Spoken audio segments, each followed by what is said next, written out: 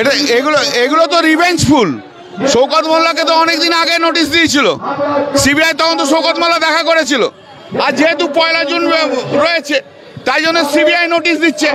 BJP জানে পশ্চিমবাংলায় কিচ্ছু করতে পারবে না। শেষকালটা যদি সিবিআই দেখে করানো যায়, তাই বিজেপি শেষ হয়ে গেছে।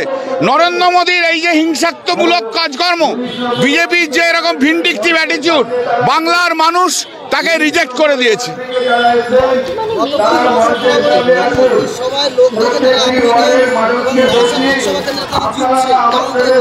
নরেন্দ্র মোদী এখন দিনের বেলাতেও স্বপ্ন দেখে, কোনো অসুবিধা নেই। নরেন্দ্র মোদীকে স্বপ্ন দেখতে কে বারণ করেছে? আজকে তো শুধু আমাদেরই একটা মিছিলে লক্ষখানেক লোক। এ তো নরেন্দ্র মোদীর মিটিংয়ের চেয়েও বেশি লোক ছিল আমাদের মিছিলে। নরেন্দ্র মোদীর আর কিছু করার নেই। মোদী হারছে, মোদী নিজেই জানে মোদী হারছে, তাই এখন ভোকাল টনিক দিয়ে বেড়াচ্ছে, আর কিচ্ছু না। ভাই পাকিস্তান ছেড়ে দিন প্লিজ, না প্লিজ।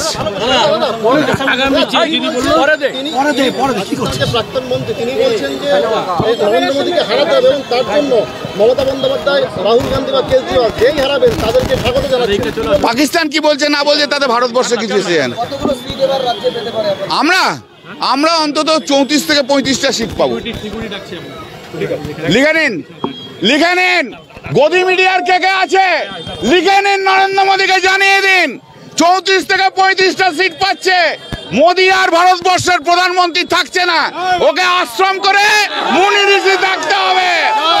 লিখে নিন, গদি মিডিয়ার জন্য স্পেশাল নিউজ।